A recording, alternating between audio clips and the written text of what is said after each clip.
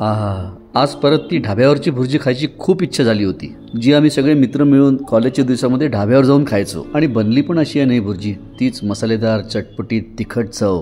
गरमागरम पराठ्याबरोबर जेव्हा आपण याला खातो ना, तर अक्षरशः बोटच चाटत याला खायला लागतं. आज तुमच्याबरोबर ही जी पनीर भुर्जीची रेसिपी शेअर करतोय ना, ही फक्त रेसिपी नाही आहे बरं का, याच्यासोबत खूप साऱ्या आठवणी जोडल्या गेलेल्या आहेत. मुख्य म्हणजे बनवायला खूपच सोपी आहे, बिलकुल अर्धा तासाच्या आत ही रेडी होऊन जाते. फक्त एकदा या पद्धतीने भुर्जी बनवून बघा, तुम्ही माझी आठवण नक्की काढाल. दगडाच्या खलबत्त्यामध्ये मी काही कोथिंबीरीची देठं घातलेली आहेत, 3 हिरव्या मिरच्या, नंतर 15 ते 20 लसणाच्या पाकळ्या आणि 1 इंच आलं घालून याला व्यवस्थित कुटून घेतलेलं आहे. वाटलं तर तुम्ही याला मिक्सरमध्ये पण बारीक करू शकता. हे बघा, याला व्यवस्थित असं क्रश करून घेतलेलं आहे. इथे आपण मलाई पनीर घेतलेलं आहे, साधारण 300 ग्रॅम, एकदम जे सॉफ्ट असलेलं, त्याला आपण ग्रेट करून घेतलेलं आहे. आणि एक छोटासा पनीरचा पीस आपण वेगळा ठेवणार आहोत. नंतर गार्निशसाठी वरती किसून सजावट करण्यासाठी आपण तो वेगळा ठेवूया. थोडी तयारी मी इथे करून घेतलेली आहे. कांदा, टोमॅटो वगैरे इथे व्यवस्थित चिरून घेतलेले आहेत. एक स्टीलचा पॅन मी गरम करायला इथे ठेवलेला आहे. सगळ्यात आधी पॅनमध्ये 3 ते 4 टेबलस्पून आपण तेल घालूया.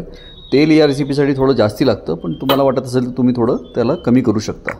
ऑइल गरम झाल्यानंतर याच्यामध्ये घालायचं आहे 1 चमचा जिरा आणि 2 तेजपान.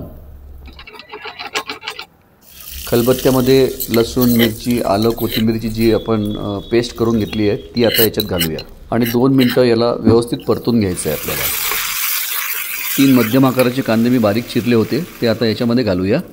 1 चमचा मीठ घालूया. अशावेळी नेहमी लक्षात ठेवायचं आहे की मीठ घातल्यामुळे कांदा लवकर परतला जातो, लवकर शिजतो. मध्यम आचेवरती कांदा व्यवस्थित परतून घ्यायचा आहे. कांदा ऑलमोस्ट ब्राऊन झाला पाहिजे. ढाब्यावर तुम्ही बघाल कांदा टोमॅटोचा मसाला आहे ना, या रेसिपीमध्ये जास्ती प्रमाणामध्ये वापरले जातो. याचं एकदम साधं लॉजिक आहे. त्यांनी होतं काय की एकतर भुर्जी जास्त टेस्टी बनते आणि पनीरची क्वांटिटी पण कमी लागते. 2 मध्यम आकाराचे चिरलेले टोमॅटो मी याच्यामध्ये घातले होते आणि त्यांना पण व्यवस्थित परतून घ्यायचं. साधारणपणे 5 मिनटं व्यवस्थित परतल्यानंतर हे टोमॅटो गळलेले आहेत छान आणि सॉफ्ट झालेले आहेत. आता याच्यामध्ये 1.5 चमचा आपल्याला बेसन घालायचं आहे. बेसनाला 2 ते 3 मिनटं खमंग असं भाजून घ्यायचं आहे. त्यांनी होतं काय की एक बाइंडिंग छान येते भुर्जीला आणि भुर्जी आणखीन टेस्टी बनते.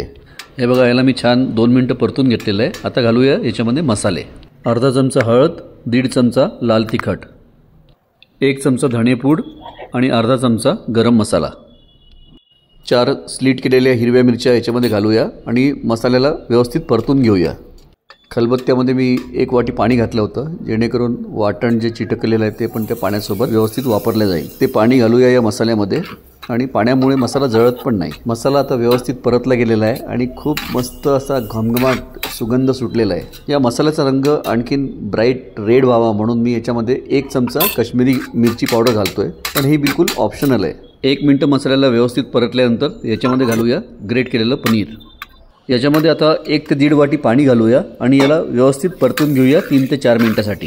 भुर्जीमध्ये थोडंसं मीठ कमी होतं म्हणून मी आणखीन अर्धा चमचा मीठ याच्यामध्ये घातलेलं आहे. आता याच्यामध्ये अतिशय महत्त्वाची एक गोष्ट त्याच्या टेस्टसाठी आणि फ्लेवरसाठी आपल्याला याच्यात घालायची आहे, ती म्हणजे कसुरी मेथी.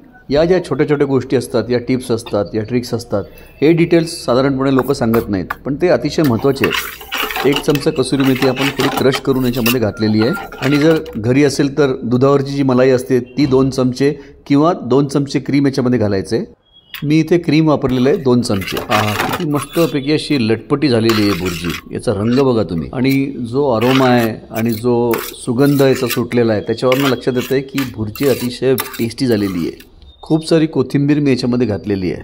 या पूर्ण प्रोसेसला साधारणपणे 7 ते 8 मिनटं लागलेली आहेत आणि याच्यातलं जे पाणी आहे ते रिड्यूस झालं पाहिजे आणि याची जी कन्सिस्टन्सी आहे ही अशी लटपटी असली पाहिजे. हे बघा, ही आहे आपल्या पनीर भुर्जीची परफेक्ट कन्सिस्टन्सी. आणि हो, सगळ्यात शेवटी अर्ध लिंबू असं पिळून याच्यामध्ये घालायला विसरू नका बरं का. बिलकुल चटपटीत बनते याच्यामुळे पनीर भुर्जी. बऱ्याच ढाब्यांवरती याच्यामध्ये थोडासा चाट मसाला घालतात याला चटपटीत बनवण्यासाठी, पण आपण लिंबू वापरतोय त्याच्यामुळे चाट मसाला घालायची आपल्याला गरज नाही आहे. तसं तर तुम्ही पनीर भुर्जीसोबत पाव किंवा ब्रेड स्लाईस पण सर्व करू शकता.